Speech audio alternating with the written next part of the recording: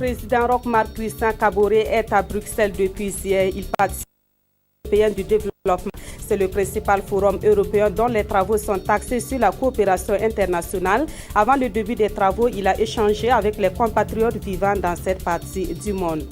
Et puis, les nominations au ministère de la Femme, de la Solidarité nationale et de la Famille font des mécontents.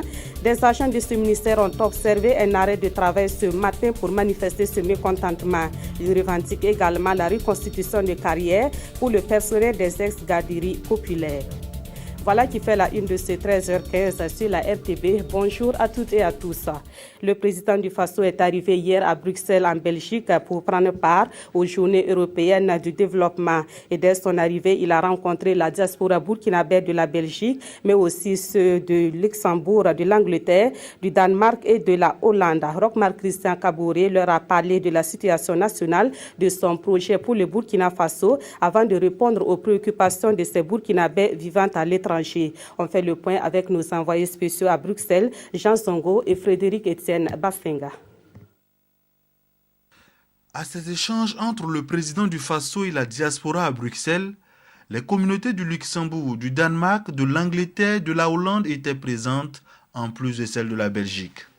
Face aux Burkinabés en soif d'informations sur la situation nationale, Roch-Marc Christian Kaboré prend le temps d'expliquer ses projets pour le Burkina et les défis à relever dans l'immédiat.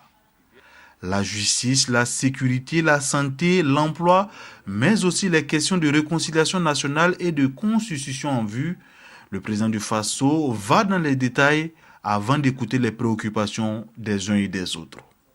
Et comme il fallait s'y attendre, le cas Zida, l'indépendance de la justice et les responsables du CDP débarqués de l'avion, pour ne citer que ceux-là, sont revenus sur la table.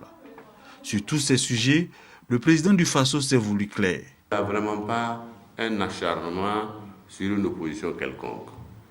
Et je pense que certainement, au niveau police et de la gendarmerie, peut-être il y avait des informations qu'ils ont dû utiliser pour les faire descendre. Mais en particulier, ni Achille Tapsoba, qui était dans l'avion, ni mon oncle Zambende Théodore, je ne pense pas qu'il y ait un problème particulier et sur lesquels nous sommes tenus de les angoisser ou de les traumatiser tous les jours.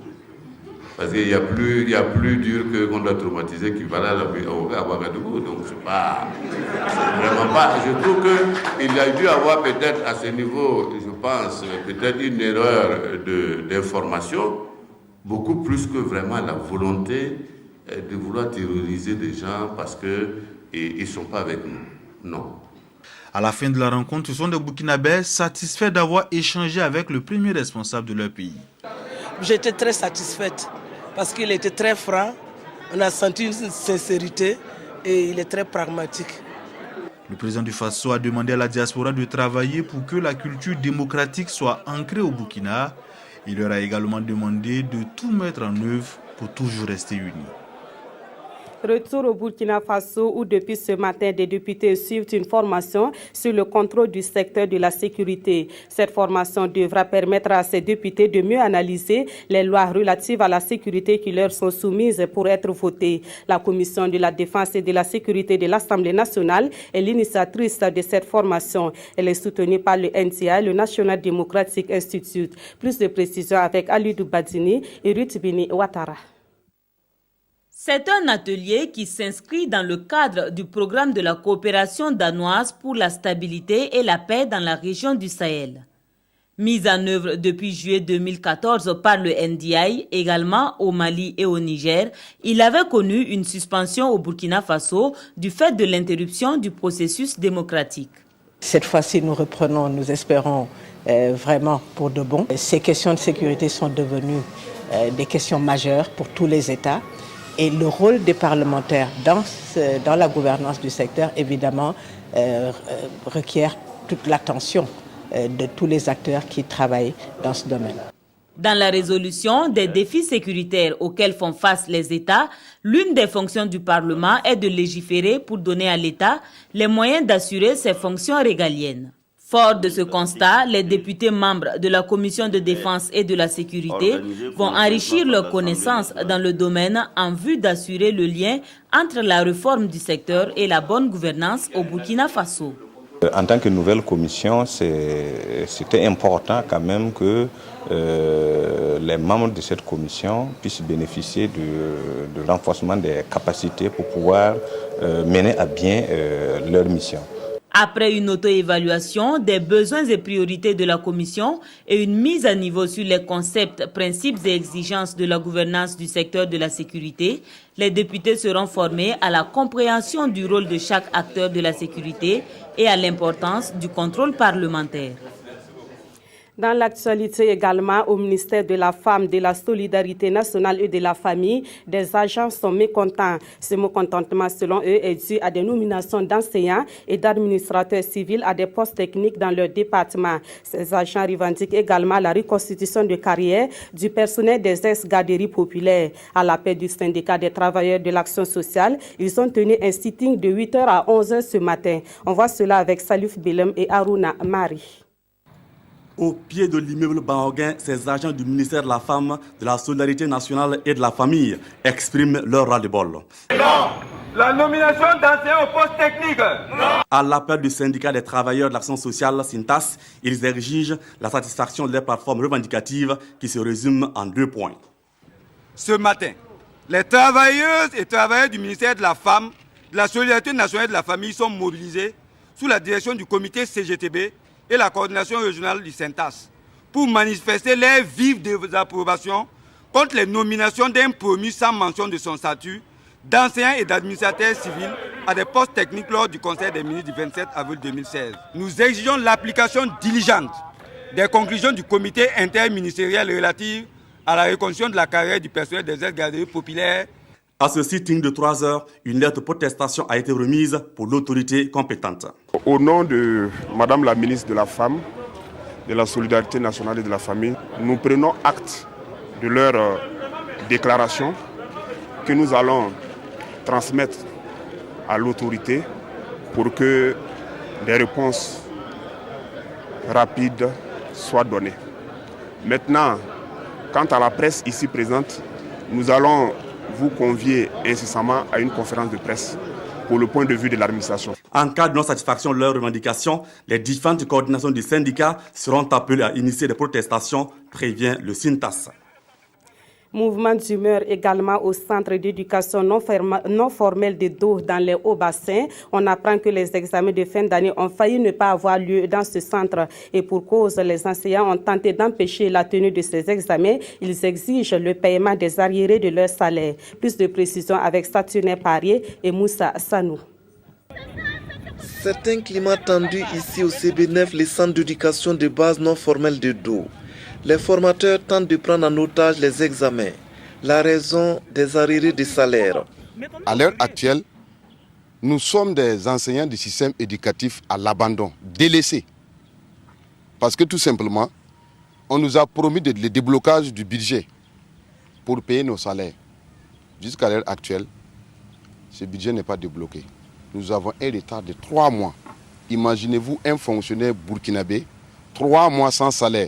Même 3 mois avec salaire, c'est problème. N'en parlons pas 3 mois sans salaire. Pour les autorités, des solutions sont en vue pour satisfaire ces enseignants. La logique voudrait que ce soit eux qui surveillent et qui corrigent. Mais face à des difficultés, nous pensons que les candidats qui sont venus d'un peu partout, on ne pourrait pas les faire repartir. Donc on a pris des gens pour surveiller, tout en espérant que d'ici là, puisque depuis Ouaga, on nous a dit que la situation est en train d'être dégoupillée. Donc on souhaite que d'ici là, que ce soit dégoupillé pour qu'ils viennent corriger. Le mot d'ordre ce matin, c'est que tous les formateurs ne prennent pas part à l'examen. Et que cet examen n'ait lieu si et seulement si les salaires là sont virés. Malgré cette mésentente entre autorités et formateurs, les épreuves se déroulent comme prévu. Elles vont durer une semaine. Autre point de l'actualité, une bonne connaissance des questions de population est nécessaire pour une meilleure planification du développement. Et c'est la conviction de la Direction générale de l'économie et de la planification. Elle a donc initié une formation sur les questions de population au profit de ses agents. La session qui va durer 3 jours a débuté ce matin à Ouagadougou. Rocher Kam, Abdul Rasmane Zongo. Une seule question taraude de l'esprit de ses participants: comment mieux intégrer les questions de population dans les politiques sectorielles et à quelle fin? Tous les indicateurs du développement ont pour base ou comme pour dénominateur la population. Donc, on pense qu'on ne peut pas faire une planification sans prendre intrinsèquement en compte ces variables démographiques, les perspectives démographiques, c'est-à-dire la répartition, la taille de la population, sa répartition par sexe et par milieu de résidence sont des éléments incontournables pour faire une planification et qui est basée sur le développement humain durable. Donc, en planifiant, en prenant en compte tous ces aspects-là, on a la chance qu'on puisse prendre en compte toutes les couches sociales et de la population pour le développement économique et social. Cette formation contribuera au renforcement supplémentaire des capacités de ces cadres du département de l'économie et des finances sur les politiques sectorielles, mais également sur les questions de planification du développement.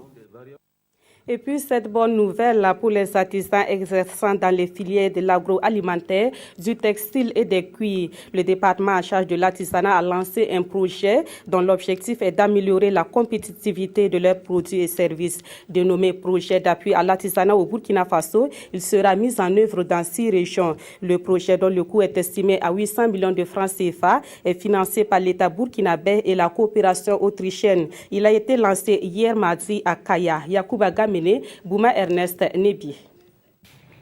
Dominique Ouedraogo fait de la maroquinerie à Kaya. Des difficultés dans son métier, il n'en manque pas. Nous voulons travailler, mais il nous manque des moyens, il nous manque l'équipement, les formations pour bien faire notre travail. Des difficultés énumérées qui peuvent être résolues à travers le projet d'appui à l'artisanat au Burkina Faso, PAA-BF. Lancé par le ministère du Commerce, de l'Industrie et de l'Artisanat ce 14 juin à Kaya, dans le centre-nord, le projet vise à améliorer la compétitivité des produits et services des artisans qui exercent dans les filières agroalimentaires, textiles, cuir et peau. En termes de mise en œuvre en tant que tel, ce sont des formations. Beaucoup de formations, parce que si on veut améliorer la compétitivité des produits de l'artisanat, il va sans dire que leurs techniques de production, qui très souvent sont un peu dépassées, doivent être améliorées. Il va sans dire également que les matériels de production que nous trouvons déjà trop vétustes soient aussi renforcés, et donc il y aura des subventions pour l'acquisition de matériel de production performant. Alors, à côté de la formation, il y a l'accès au marché. L'accès au marché parce qu'une fois que les artisans ont produit, il va sans dire qu'il faut qu'ils arrivent à vendre. PAA-BF va intervenir dans 6 régions, à savoir le Nord, le Centre-Nord, le Sahel, le Sud-Ouest, les Hauts-Bassins et la boucle du Mohon. Il est financé à plus de 800 millions de francs CFA par l'État burkinabé et la coopération autrichienne. Un mot sur l'actualité à l'étranger. Aux États-Unis, Hillary Clinton et Bernie Sanders se sont rencontrés hier soir. Leur défi, tenter d'unifier le Parti démocrate américain. Cela n'est pas évident quand on sait que Bernie Sanders conditionne son ralliement à la désignation d'une nouvelle direction du Parti démocrate. Une victoire toute symbolique pour Hillary Clinton dans la dernière primaire démocrate à Washington, la capitale fédérale. Prochain objectif, unifier le parti. Le soir même, la candidate à la Maison-Blanche rencontrait donc Bernie Sanders. Car le sénateur du Vermont résiste et entend négocier son ralliement formel à l'ex-première dame. Il veut obtenir des réformes à la fois dans la direction du parti et dans le système des primaires démocrates. Pas de commentaire officiel à la fin de la rencontre, qualifiée de positive de part et d'autre. Bernie Sanders avait exposé ses conditions auparavant. Nous devons évidemment nous débarrasser des superdélégués, a-t-il notamment dit, en référence aux élus et responsables du parti qui ont le droit de voter à la convention d'investiture sans être liés par les résultats des primaires. La plupart soutiennent cette année Hillary Clinton, ce que Bernie Sanders juge antidémocratique. Retour au Burkina Faso où les quotidiens de ce mercredi reviennent dans leur majorité sur les résultats définitifs du scrutin municipal. En page internationale, les journaux commentent la visite du président nigérien à Paris. Voici la revue de presse de Aimé Solange Guigma. Élection municipale du 22 mai 2016, le Conseil d'État valide les résultats, affiche le quotidien. Pas de changement significatif, note l'Express du Faso. Le MPP perd 9 conseillers, l'UPC en gagne 3, nuance l'observateur Palga. Mais le MPP reste tout de même en tête, suivi de l'UPC et du CDP, indique Sidoya. Les résultats définitifs donnent donc, selon notre temps, 11 208 sièges pour le MPP, 3 094 sièges pour l'UPC et 2 145 postes pour le CDP au plan national. À l'international, les parutions du jour se sont intéressées à la visite du président nigérien à l'Élysée. D'après le quotidien, cette visite intervient quelques jours après l'attaque de Boko Haram dans la localité nigérienne de Bosso. Ce déplacement à Paris, selon Aujourd'hui au Faso, vise surtout à avoir le feu vert du général Hollande dans la stratégie commune mutualisation des efforts oblige pour réduire Boko Haram au néant. L'observateur Palga se demande pendant ce temps si les cris de détresse poussés depuis les bords de la Seine seront-ils entendus au moment où Paris envisage un allègement de ses contingents en Afrique. Le pays en doute et déplore cependant ces défilés en solo des chefs d'État africains sur le perron de l'Élysée qui, selon lui, traduisent un manque de sérénité face à Boko Haram, l'inefficacité et l'inutilité de toute la mobilisation faite à l'échelle africaine. Et c'est la fin de ce journal. Merci de l'avoir suivi. Très bon après-midi à toutes et à tous.